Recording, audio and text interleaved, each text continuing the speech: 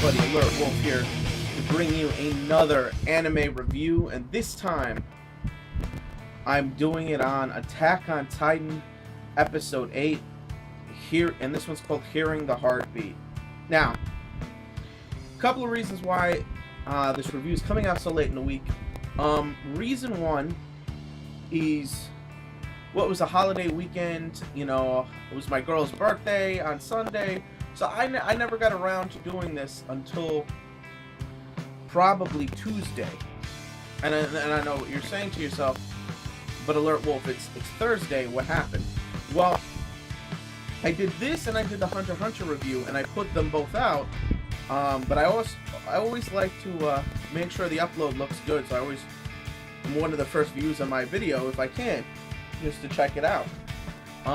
And I didn't realize that when I authored the video for Hunter x Hunter, or not Hunter x Hunter, Hunter x Hunter, the tracking was a little off, but Attack on Titan was really bad. I mean, the first few seconds are good, and then the whole video messed up. And like, it was like a frozen mishmash screen for half the time, and then the other half the time was just my face. Like, it fixed itself for a second, halfway through, and it was like, oh, okay. Well, and then it froze on my face again. And, it was just not passable. So, and I don't think anybody saw it, because I checked it the moment it was uploaded, and I deleted it right away. So I have to shoot a new video. I just didn't have the time to do it last night, when I uploaded Hunter x Hunter. So I'm going to do it right now. Now, after this, you're going to get, the other videos that are backlogged, which is Erita the Legend and Haneko the Hentai Prince, or the Prince Hentai, and the Stony Cat. Now, let's just jump into this episode. Now, if I say anything about this, if you want to take away anything from this review, it is an MVP award, and that MVP award is going directly to Armin. Armin for the motherfucking win. You know what I'm saying? This cat right here, the strategist. I love it. I love it. Now, you also got to see a couple other characters shine, and some shine and some fall a little. But, and of course, you know, the big secret reveal, which, you know, if you didn't read the manga, you probably figured it out. I mean, I figured it out on my last review, just by watching the previous episode. You know, they were very deliberate about it. But, let's just jump right in. So basically, the episode picks up where it left off.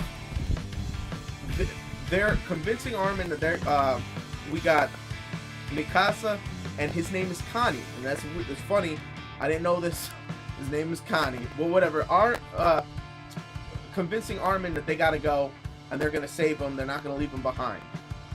So as they're gonna go, he's thinking to himself, this is gonna cause us to die. And then he looks back at the the Rogue Titan. Now, we don't know it's Eren yet, but he looks back at the Eren Titan, and Eren Titan. I don't know how to pronounce that right, but he's like, all right, what if we use this guy? I got a plan, guys. What if we use this guy? It's a crazy plan, but let's use this Titan to hunt the other Titans that are blocking the Capitol building, or the supply building. And they're like, if we cut him a path, he's fighting on instinct. He's just gonna fight these motherfuckers on the way. Excuse my language. But he is. And they're like, yeah? This is so crazy, it just might work, you know? And Connie's like, if this doesn't work out, they're all gonna laugh at us, right? And he was like, alright, let's do it. So they do it. Mikasa cutting and slashing her way through the Eren Titan, demolishing, the Rogue Titan, or the Aberration Titan, demolishing things, and they get to where they're going. At the same time, we get Erita's human rival there, that dude, right? And he ends up leading the team of survivors back to the barracks, because that's what they have to do. So he uses the distraction of his friends being eaten, and his buddy's like, dude, you're doing a great job as leader. And he ends up guiding them all in a mad dash to make it to where they're going. Now, a couple of people get eaten along the way, like one or two, and he just keeps going, and he feels bad about it. The whole time he's contemplating his actions, you know? But he's reacting and he's moving forward, and that's what counts. So they get inside the building, and they find the supply dudes cowering under a desk. So he starts to beat one of them up, and I would too. Now that's, I mean, that's alright from me. I'd have beat his ass too, son of a bitch. I mean, they were left behind too, so it's a string of fuck-ups. Alright, and then they realize there's too many of them in one place. Titans start attacking the building, and then just when all hope is lost and he thinks it's over, you see another Titan start kicking the other Titan's ass, and it is the rogue Eren Titan. Killing it, right? Then Mikasa, Connie, Armin show up. Things get crazy. They explain what's going on. They go to another room. Meanwhile, the Titan starts killing. Then you have the tall blonde dude. He's like, what do we know about this guy? We're like, we don't know anything. He just doesn't kill humans. He kills Titans. And like, we need to learn from him. We need to use him. And then stuff like that gets talked about. Meanwhile, they break out some guns, and Armin again comes up with a plan. You see, inside the supply room, there are 7 giant titans. Not giant titans. Giants to us. They're probably 10 to 15 feet tall. They're little compared to the other titans, but they're still bigger than us. And the plan is they're going to lower down on the center elevator, while 7 of them, to gather the attention of the 7. When the 7 go in, they're going to use the guns to blind them. At that moment, they attack. So bam, bam, slash, slash, slash. Now, the one chick who eats a lot, she messes up during her attack and is about to be stepped on. She's terrified. And this is, I believe, the second time that she's been fucked with, at least in the last episode and a half, where her confidence is shaky. And Connie missed too. Like, they both hit their targets, they just missed. So then we get the 2 chicks, 2 badass chicks, Mikasa and the blonde chick, kills the extra 2 Titans before they could do any damage. And then at this moment, they think everything's good. They get all the supplies. They're thinking they're saved. Now they can fight back if they need to, and they're rearmed. At the same time, Eren's rival gets told by one of his buddies that, listen, man, you are a good leader. I think you don't take this the wrong way. I think you're a weak person. But because of that weakness, you're able the way you're doing things is that of survival, and you made the right decisions. You are a good leader. Because he questions himself because he got a lot of people killed. And he used the death of his friends to advance the cause. But that's what you have to do in this type of situation. And he has what it takes to make those type of decisions. Now, at this point, they decide to go check on our core main characters.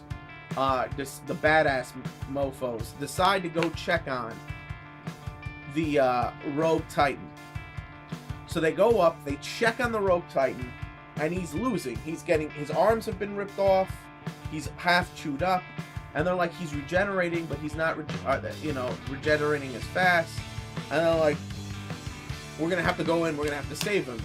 And then Eren's rival's like, dude, are you fucking nuts? I'm not saving the Titan. And they're like, he's the best weapon we have against the Titans, better than any cannon.